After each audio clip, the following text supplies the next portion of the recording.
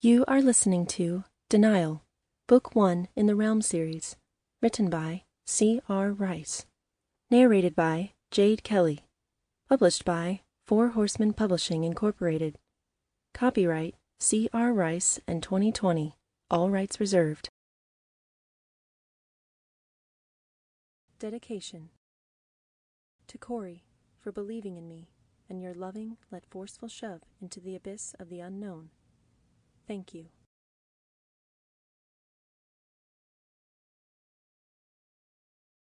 Prologue. A hooded figure appears on a moonless night in a small, sleepy town. Its citizens slumbered peacefully, oblivious to the heavy foreboding that billowed in like fog. The soft wind rustled the autumn leaves across the stranger's path as it ambled down the streets in a heavy silence. Step after silent step, the figure wandered the town, stopping on occasion to peer into a darkened shop window before it pressed on.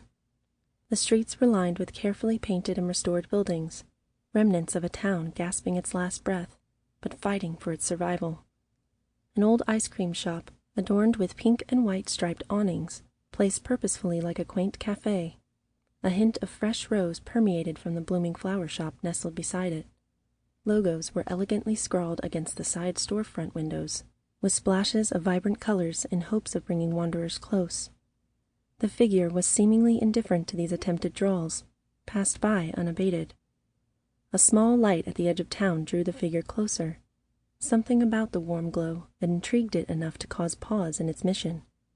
The old red brick building's small circular window flickered by candlelight, illuminating a bartender, dutifully wiping down the worn, chipped counters, while a waitress flitted around the room, collecting empty bottles and glasses that had been left from a devout crowd who has long since called it a night.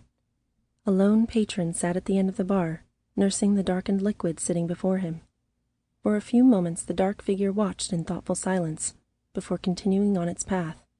As is the standard in most small towns, the end of the main road signaled the end of the town itself.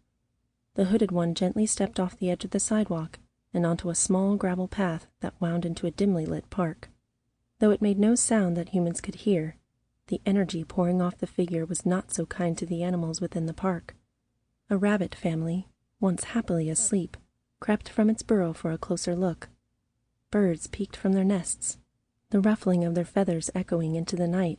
Predators and prey alike momentarily set aside their differences, in the spirit of neighborhood protection. An owl hooted into the night, eyeing the gracefully silent being with skepticism.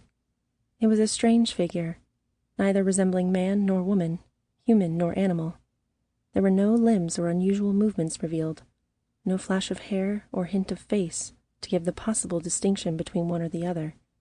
If someone had seen it pass, which no one had, they would only remember the distinct blood-red cloak that seemed abnormally immune to the darkness of night.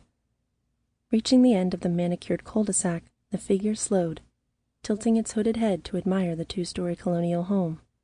The pristine white coloring shined, even on this moonless night, leading one to believe it had been painted recently. Its windows were framed with hunter-green shutters, while a large covered porch held 3 different-colored chairs and a dainty white-and-glass wicker table. Flowers hung between the wooden beams, pushing their fresh fragrance into the cool night, while vibrant green ivy grew lazily over the railings. The figure righted itself, drifting forward to follow the siding around the silent house, before coming to a stop and peering up to a curved window.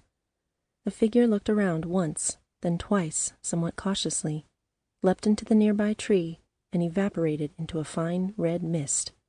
Slipping through the cracked window, the mist pooled onto the floor and began slinking across the thick, soft brown carpeting, before finally rematerializing into the cloaked figure once more.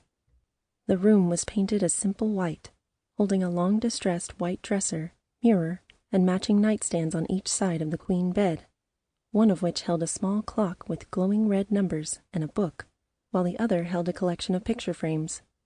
The walls were covered in a collage of a combination of photos and posters, while a closet sat partially open beside the bathroom door. The bed sat in the middle of the room, holding a multitude of pillows, the center of which held a disheveled and sleeping figure. Soft snores filled the room as the hood drifted to the edge of the bed. For a long Sample complete. Ready to continue?